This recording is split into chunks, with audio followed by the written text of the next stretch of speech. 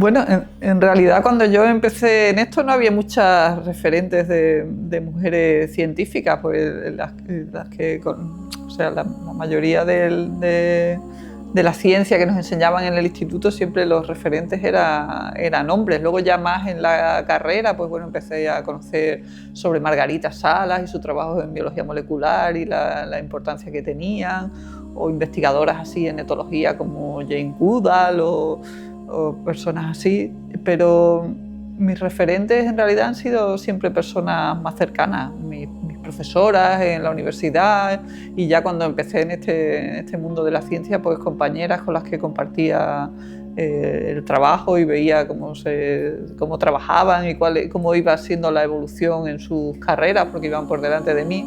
Han sido siempre referentes más cercanas que referentes así, que científicas ilustres, digamos.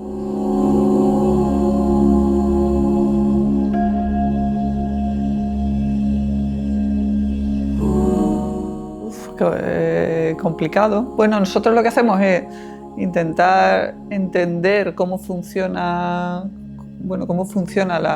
en realidad el medio ambiente, cómo interaccionan las especies con el medio en el que viven, y cómo los cambios ambientales que provocamos nosotros los humanos, que somos una especie más, con nuestras actividades, pues pueden hacer que las poblaciones de muchas especies pues disminuyan hasta llegar a extinguirse, porque destruimos sus hábitats, porque introducimos especies que no son autóctonas, especies invasoras, porque estamos alterando el clima del planeta, y el clima es un factor muy importante que determina la vida de los organismos. Entonces, bueno, lo que nosotros intentamos es aportar nuestro granito de arena para conocer los impactos de esos cambios o sea, cómo impactan esos cambios en los organismos, en las poblaciones, en las comunidades, y tratar de proponer medidas para mitigarlos de alguna manera o reducirlos.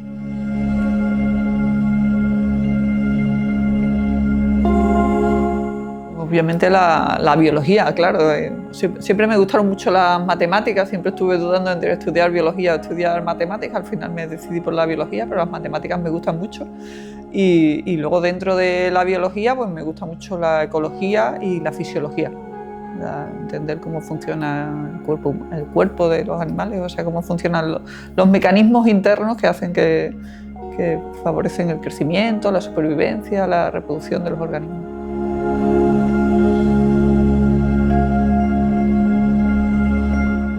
Bueno, lo más importante es que genera un conocimiento objetivo sobre el mundo en el que vivimos, y digamos, es la base de mucho, digamos, mejora la vida de las personas de alguna manera, desde la salud hasta toda la tecnología que nos rodea. La base de todo eso es conocimiento científico, y pasando en mi ámbito, obviamente, por conocer cómo funcionan los ecosistemas y cómo nuestras actividades, por ejemplo, impactan en eso. Digamos, hacer frente a desafíos globales como puede ser el cambio climático o la pérdida de biodiversidad. Luego, ya desde un punto de vista, digamos, más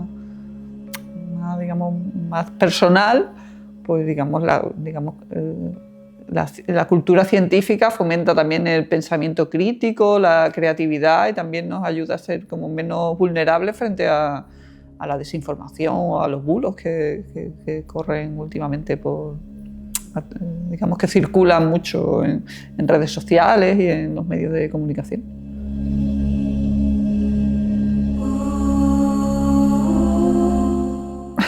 Bueno, hay que tener paciencia, hay que ser curioso, obviamente, sería la base, y luego hay que ser paciente y perseverante, porque es verdad que es una carrera dura, muy larga, es decir, es precaria en muchos momentos, puede llegar a ser precaria, las condiciones, pues eso hasta que alcanzas una estabilidad laboral pasa mucho tiempo, pero bueno, en lo que es el trabajo en sí, yo creo que es eso, ser muy curioso y perseverar, es decir, pues, enfrentarte a los problemas y tratar de solucionarlos.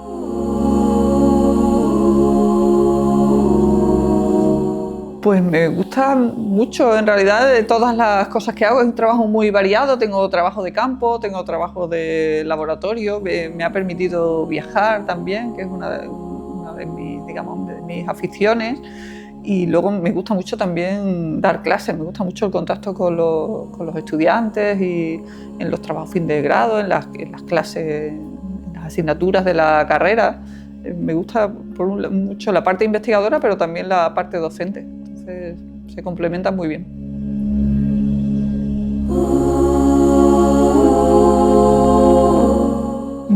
Bueno, obviamente las medidas de conservación que se ponen en marcha, al final la base que tienen es el conocimiento científico. O sea, es tan importante generar conocimiento como transferir ese conocimiento a la sociedad para que ese conocimiento sea útil. Y digamos, eso se puede hacer pues, a través de contratos de transferencia con administraciones públicas o empresas que utilicen el conocimiento que nosotros generamos para solucionar problemas concretos o para planificar el desarrollo de la ordenación del territorio, de los espacios naturales y también mediante la divulgación, es decir, fomentando esa cultura científica de la que antes hablamos en la sociedad, para que vean, digamos, la conservación no como un problema, no como un obstáculo para el desarrollo social y el desarrollo económico, sino como una oportunidad y la base también de nuestro propio bienestar como sociedad.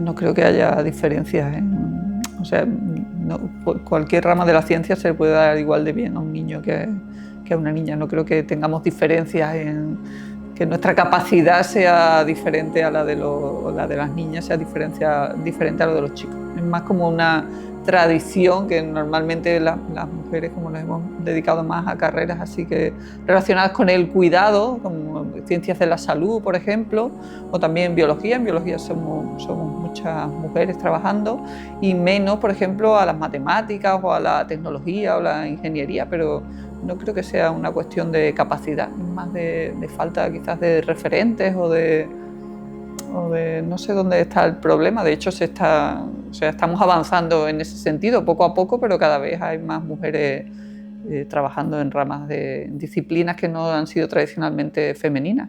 Pero no creo que sea una cuestión de capacidad, no creo que el problema sea ese.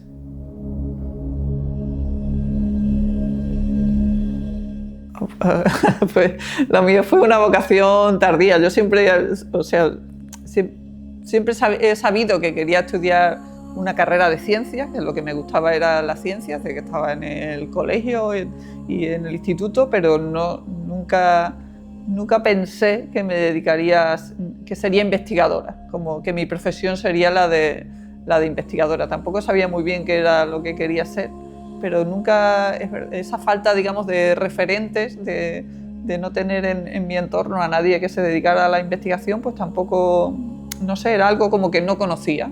Y luego ya, pues con el transcurso, cuando fui avanzando en la carrera, fui conociendo a investigadoras, investigadores y hubo un profesor que me ofreció, digamos, colaborar en su grupo de investigación y ahí es cuando ya descubrí un poco más qué era esto de la investigación y descubrí que me gustaba y que podía seguir por ahí.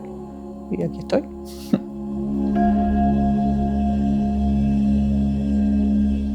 Bueno, quizás que tuviera más confianza en sí misma y en sus capacidades. Siempre he sido una persona así indecisa y digamos así con poca... Siempre tengo como el síndrome del impostor.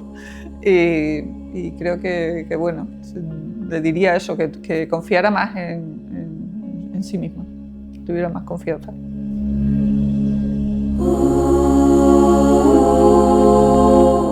Que si es lo que le guste, que se lance a por ello, que es una carrera apasionante, requiere mucho trabajo, pero también da muchas satisfacciones y eso, que tenga confianza en sí misma y que luche. Si es lo que quiere, lo que realmente le guste, que no tiene ningún impedimento o sea, nada que le impida luchar por ello, que si es lo que realmente le gusta y es su vocación, que se lance por ello.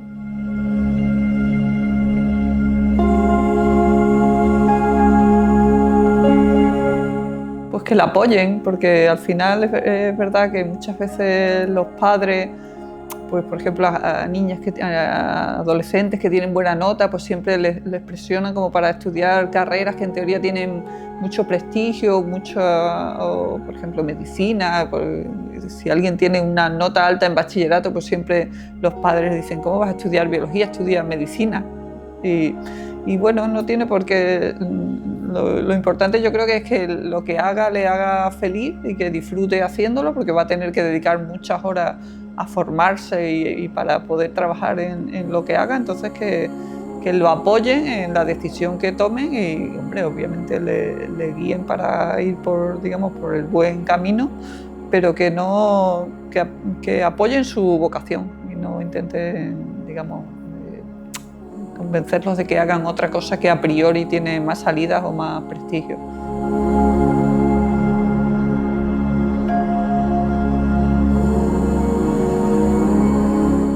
A ver, los problemas la crisis de biodiversidad, los problemas que enfrenta la biodiversidad no son regionales ni incluso nacionales, son problemas globales, y prácticamente las causas de la pérdida de biodiversidad son con mayor o menor grado de importancia, pero son las mismas en todo el planeta. Entonces, bueno, en Extremadura se está haciendo ciencia de calidad en este ámbito de la conservación de la biodiversidad, se lleva haciendo tiempo, hay muchos grupos implicados.